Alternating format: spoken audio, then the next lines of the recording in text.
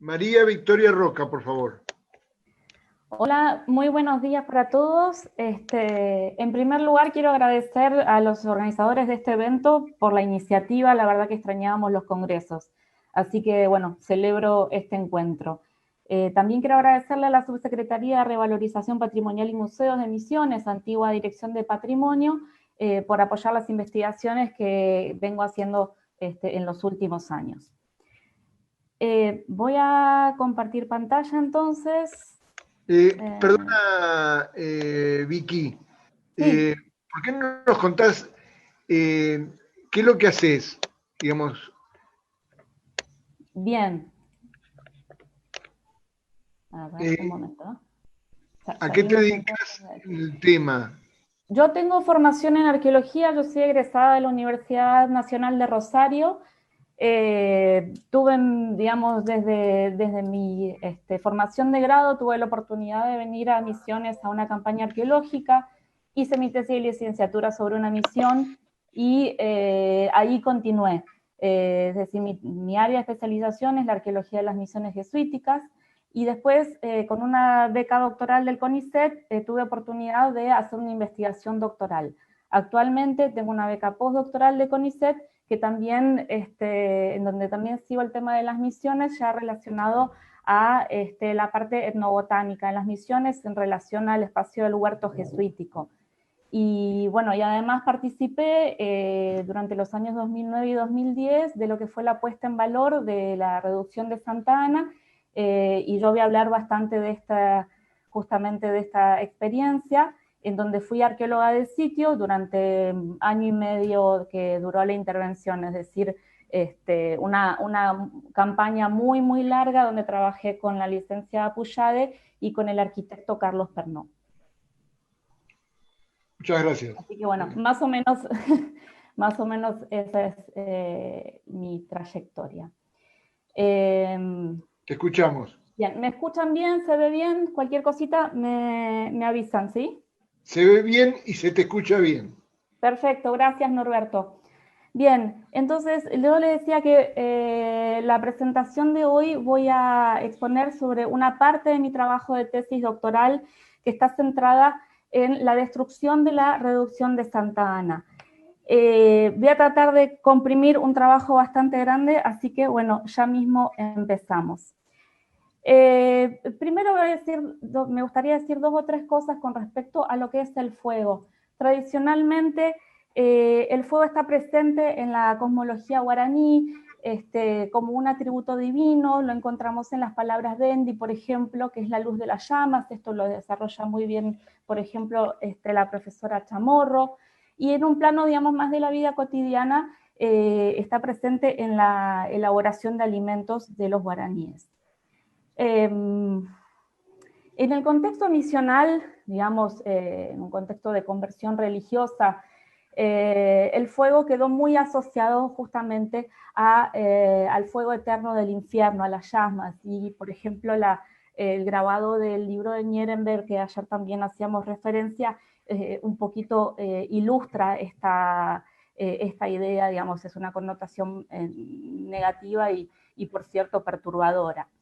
En fin, ya durante las primeras décadas de la instalación de las misiones, encontramos constantes referencias a los incendios por justamente la presencia de techos de paja, y en donde se pide permanentemente que se coloquen tejas para evitar así los frecuentes incendios. Es decir, ahí tenemos al fuego como un agente destructor, ¿no? También, digamos, durante lo que es el primer momento de las misiones, los ataques de las bandeiras paulistas, además de la captura de personas, de la captura de cautivos, incluían la quema de los pueblos. Otra vez acá el fuego como un agente destructor relacionado con un avance sobre posesiones hispanas. Esto también lo podemos ver arqueológicamente, por ejemplo, en la zona de la Candelaria de Piratini. Más adelante en el tiempo, ya han existido guerras fronterizas, ¿no? Ya pasó la expulsión de los jesuitas y demás. Esta práctica de incendio de las misiones constituyó un modus operandi que incluía el saqueo de bienes de los pueblos por parte del Paraguay y de los portugueses, el traslado de las poblaciones a las orillas opuestas, es decir, a las orillas del Paraná, opuesta del Paraná y a la orilla del Uruguay, y la destrucción, el incendio de los pueblos y de toda la campiña, es decir, de todos los lugares vinculados a esas misiones. Otra vez, aquí el fuego como un agente destructor. Esto está, digamos, ha sido trabajado en las últimas décadas desde la antropología, desde la etnohistoria, y se ha avanzado mucho en el conocimiento de este periodo, y también está documentado, por ejemplo, aquí dejo una cita sobre lo ocurrido en la banda del Uruguay. En esta presentación yo voy a estar centrada en lo que fue fueron los acontecimientos relacionados al departamento Candelaria. Decía entonces yo que ha habido muchos avances en el periodo posjesuítico que fue relegado durante tanto tiempo, pero la arqueología no había avanzado demasiado en este periodo en particular. No había habido investigaciones en profundidad, con excepción del trabajo de Beatriz Rovira, por ejemplo, en la reducción de Candelaria, y el carbón, que es el indicador por excelencia en una excavación de un evento de combustión, solamente era presentado como parte de los depósitos excavados sin mayores interpretaciones, con lo cual nos quedaba como un poco trunco, es decir, la arqueología de las misiones jesuíticas, fundamentalmente en Argentina, trabajó durante 3 décadas en el reconocimiento de espacios y de materiales del periodo jesuítico, pero el post-jesuítico quedaba a un lado. Y lo cierto es que las explicaciones que se daban acerca de la destrucción de los pueblos estaba muy vinculada, digamos, estaba muy encerrada en vinieron las tropas de Rodríguez de Francia, se incendiaron los pueblos y algo así como fin de la historia. Entonces, bueno, yo les comentaba que durante los años 2009 y 2010 pude trabajar en la puesta en valor de Santa Ana, en donde realicé un seguimiento arqueológico de todas las actividades que se fueron realizando. Y allí, en cada cala arqueológica, en cada destape, en cada trinchera que hacíamos, aparecía cenizas de revoque, aparecía el carbón, es decir, permanentemente había una recurrencia sobre las evidencias de combustión.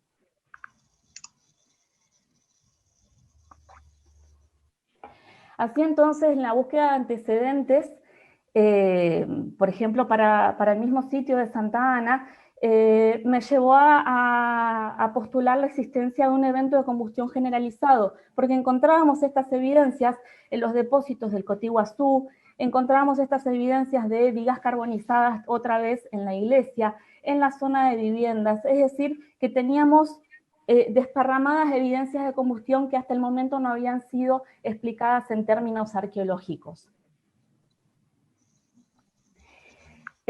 Bueno, estas son algunas de las imágenes de la reducción de Santa Ana, fundada en 1660 en su asentamiento definitivo, pero en realidad es una de las reducciones que viene de la región del Tape. Sobresale, por ejemplo, la presencia de Brazanelli, que está aparentemente descansando bajo el derrumbe de la iglesia. Entonces, bueno, en esta investigación, los materiales elegidos para analizar fueron una porción de esos materiales recuperados durante la puesta en valor en la iglesia, en los sectores señalados, es decir, vinculados a este sector y vinculados al acceso y al baptisterio. Estos son los materiales, por ejemplo, acá están los N para los colegas arqueólogos, cuántos fragmentos, cuántos ítems, cuántos conjuntos de cada uno de los materiales analizados. Y también se avanzó en un nuevo trabajo arqueológico en la residencia, un lugar que no había sido explorado arqueológicamente en la zona de recintos. Entonces, bueno, tuvimos la oportunidad de excavar parcialmente uno de los recintos y la comunicación aquí de lo que es el primero con el segundo patio. Otra vez aquí tenemos los materiales analizados, baldosas, bueno, los clavos en este caso quedan aparte, pero tenemos maderas, reboques y tejas pintadas. Para el caso de la iglesia, entonces, se repiten algunos de los materiales, también hay pinturas murales y vidrios que no están en la iglesia. Entonces, la metodología de análisis para este caso fue un análisis macroscópico en donde se evaluó la incidencia del fuego, es decir, del incendio que pudimos ubicar en 1817 a través, digamos, de la lectura de los depósitos. Este análisis macroscópico nos permitió, por un lado, caracterizar los materiales, pero en relación específicamente a lo que fue la alteración, pudimos ver y medir, por ejemplo, en los reboques, si se encontraban cenizas de reboque, como vemos, por ejemplo, aquí en este caso. Acá también tenemos los conglomerados con una alteración distinta porque son reboques con diferente composición. Para el caso de las tejas solamente me ocupé de las tejas decoradas, digamos, una cuestión también de tiempo, la cantidad de tejas es increíble. Y bueno, y se evaluó también si eran tejas, por ejemplo, quemadas. Para el caso de las baldosas, si habían tenido en contacto, es decir, si estaban tiznadas, o si la pintura que encontramos en muchas de ellas estaba, vamos a decir, no es muy técnico, pero la palabra sería chamuscada, que es lo que mejor describe esto. Acá también tenemos baldosas del sector del acceso a la iglesia, y bueno, se fue entonces analizando y viendo en distintas planillas cómo habían reaccionado los diferentes materiales a la acción de las llamas, es decir, un incendio generalizado como era nuestro punto de partida. Esta imagen que vemos aquí a la izquierda está mostrando el umbral de acceso a la nave oeste de la iglesia, que está prácticamente carbonizado por completo, salvo algunos fragmentos en donde todavía se ve la madera. Es decir, nos está mostrando la magnitud del incendio que hubo en este lugar, en este salón.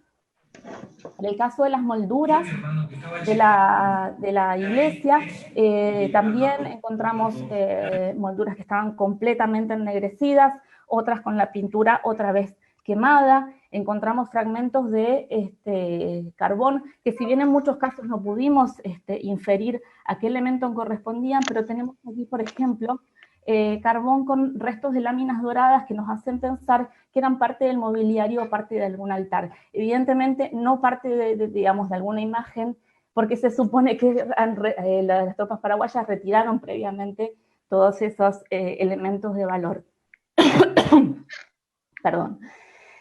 También a la derecha vemos pinturas murales que estaban escondidas adentro de uno de los muros, que en realidad no fueron tan afectadas por el fuego. Se pueden ver, por ejemplo, en esta que está como ahumada. Y finalmente los vidrios, que eran vidrios planos de ventana, un porcentaje que ahora vamos a ver, sí pudimos encontrar evidencias de termoalteración. Entonces, bueno, no me voy a detener mucho con esto porque tengo que ir rapidito, pero entonces pudimos indicar a través de la presencia o ausencia todas estas variables que yo les estaba comentando para cada uno de los materiales analizados. En el caso del espacio, digamos lo que llamamos el espacio construido, también se realizó un análisis, se incluyó en la investigación la presencia de restos carbonizados que encontramos adentro de los muros.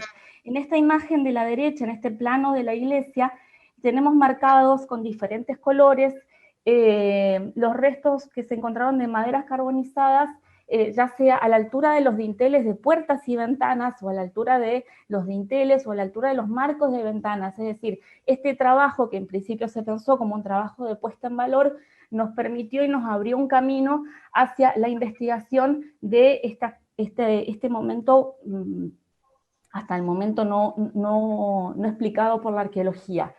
Es decir, otra vez, la recurrencia en los sectores donde fuimos hallando estas maderas carbonizadas, y adentro de los muros también encontramos mezcla asiento cocida, otra vez la referencia permanente a un incendio generalizado. En este croquis vemos este muro de acá, que linda con el cementerio, en donde están marcados también algunos de los hallazgos. En cuanto a la residencia, entonces, si bien el trabajo fue menor y por supuesto que hay algunas salvedades en cuanto a hacer comparaciones directas con los dos sectores, también encontramos evidencias de combustión, pero las maderas, por ejemplo, se presentaron parcialmente carbonizadas y las baldosas estaban apenas afectadas. En el caso de las tejas, que fueron tejas pintadas de rojo que encontramos para los techos de la residencia, no habían sufrido ningún tipo de afectación. Entonces, estos son los materiales, una vez más.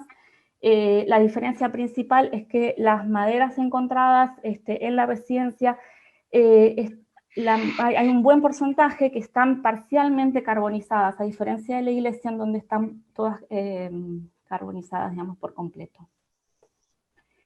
Entonces, comparando un poco algunas tendencias entre los materiales de la iglesia y de la residencia de Santa Ana en relación a cómo se comportan estos materiales a partir de esta metodología, entonces vemos claramente que las pinturas murales han sido las menos afectadas y después, bueno, va subiendo y evidentemente el indicador por excelencia, digamos, que nos va a poder dar herramientas para entender ese incendio es la madera. Y esto, digamos, a su vez, para poder explicarlo, tenemos que remitirnos al periodo jesuítico y entender que la iglesia de Santa Ana corresponde, digamos, constructivamente a lo que Sustersic y Bolini han denominado el tercer periodo constructivo, que son, digamos, las estructuras portantes de madera y los herramientos, es decir, las paredes de piedra. Es decir, que si tenemos una construcción en donde la estructura portante es de madera, pensemos en las columnas interiores, en donde vuelvo un momento atrás, en donde también pudimos encontrar en la puesta en valor, a partir de una cala exploratoria, en un sector de columna, una cantidad de carbón exorbitante, ¿no? Teniendo en cuenta todo eso y teniendo en cuenta una estructura de techo también realizada con madera y con cañizo, como afirman la documentación y como se encontró, por ejemplo, en el caso de Santos Mártires del Japón, entonces podemos entender que ese gran incendio generalizado en donde se utilizaron, por ejemplo, muebles, es decir, que donde ese gran salón ardió y levantó una temperatura enorme, produjo consecuencias realmente grandes sobre la iglesia de Santa Ana. Distinto es el caso de la residencia también por la misma conformación que tiene. Digamos, conformación arquitectónica. Yendo a la discusión y viendo un poco las implicancias que tienen estos resultados, digamos, esta termoalteración, este tiznado o esta afectación hacia los distintos materiales, también tenemos que volver un poquito al momento, digamos, histórico de lo que fue la recuperación del departamento Candelaria en manos de Andrés Guacurári. Entonces, si bien Santa Ana formó parte del departamento Candelaria y fue recuperado por estas tropas, en realidad el enfrentamiento no tuvo lugar en Santa Ana, con lo cual este enfrentamiento bélico no produjo consecuencias materiales que nosotros podamos evaluar. Distinto es el caso, una cosita más, Santa Ana a partir de ese momento pasa a ser un asentamiento de frontera, es decir, el río Paraná se convierte en frontera a partir de la recuperación del departamento Candelaria. Entonces, en 1817, con la ejecución de las órdenes que dio Rodríguez de Francia, dijimos entonces que Santa Ana es incendiada y que estos materiales dan cuenta de esta acción puntual y de la afectación hacia esos materiales. También como parte de la investigación incluimos el relevamiento de las imágenes del Museo Andrés Guacurári. Son imágenes pequeñas, pero algunas de ellas también acusan un evento de combustión. Es decir, que estas imágenes que posiblemente hayan estado en las zonas de vivienda también fueron afectadas por este evento. Ahí hay un detalle. Y Y bien, uno de los testimonios más claros también a nivel histórico que hace referencia a este momento es justamente el testimonio de Bonpland, que dice que esos corredores han sido asolados por las llamas y el hacha. Él recorre todos los pueblos del Paraná y de todos dice más o menos lo mismo. Es decir... Perdona, Vicky, ya estamos en tiempo. Bueno, ahí cierro entonces. En este momento Santa Ana vuelve a formar parte del dominio paraguayo, y me gustaría decir 2 o 3 cositas con respecto a las evidencias de combustión y las fronteras. Vemos aquí, están marcados con amarillo los sitios en donde también hay una recurrencia del evento de combustión en los sitios del Paraná, en diferentes sectores que pueden atribuirse a ese momento de 1817. Para Santos Martí de Japón también es evidente. Bueno, entonces, este año constituye una bisagra en la historia de Santa Ana y efectivamente el fuego constituyó un instrumento para consumar una destrucción ordenada. Y lo que me gustaría destacar acá es que la incursión de las tropas paraguayas constituyó el fin del pueblo como unidad político-administrativa. En este momento tan preciso, digamos, a nivel arqueológico es importante porque existe una relación entre la dinámica de fronteras y la transformación de la materialidad. Finalmente, si bien podemos entender que 1817 es un año de quiebre para Santa Ana, el proceso de destrucción no culminó. Hay procesos posteriores que tenemos que considerar, como los que están anotados ahí, y me parece que esta perspectiva que utiliza el concepto de biografía de sitio por sobre lo que ha sido tradicionalmente el estudio de los procesos de formación de sitio, van a enriquecer esta mirada y van a permitirnos estudiar procesos de destrucción que en realidad están llegando hasta la actualidad con diferentes acciones, tanto antrópicas como climáticas.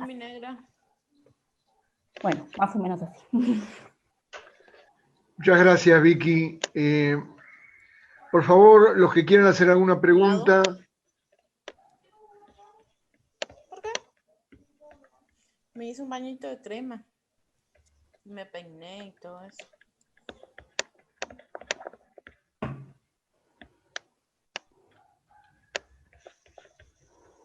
Te voy a preguntar yo, Vicky. Hay otros incendios en las construcciones de los pueblos jesuíticos, por ejemplo, el de Santa María. No sé si lo viste, estuviste haciendo algo con Santa María. Sí, está documentado, pero a nivel arqueológico no está reconocido hasta el momento, porque no se hicieron excavaciones arqueológicas en Santa María. Sí, ese incendio también está, digamos, fechado para el momento jesuítico. Sí. Es interesante lo de Santa María porque se empezó a construir un templo nuevo y parece que están los cimientos del templo, están en el piso, digamos, están tapados por la tierra, pero está el templo nuevo, está ahí todavía. Sería interesante poder llegar a ponerlo en valor, esos cimientos, y parece que había materiales inclusive que habían puesto para hacer el nuevo templo. Sí, la verdad que el caso de Santa María es muy interesante porque también muestra estas adaptaciones permanentes que tenían los pueblos y estas soluciones a problemas como incendios o baja o suba de la población. Y bueno, sí, la verdad que es necesario mucho más trabajo arqueológico en las misiones, así que bueno, ojalá que esto inspire también a profundizar estos temas. Claro que sí. Carlos, ¿quieres hacer alguna pregunta? Está el señor Martín Chieso. Eso. Sí. Eso. Bueno, gracias. Más que una pregunta, es una...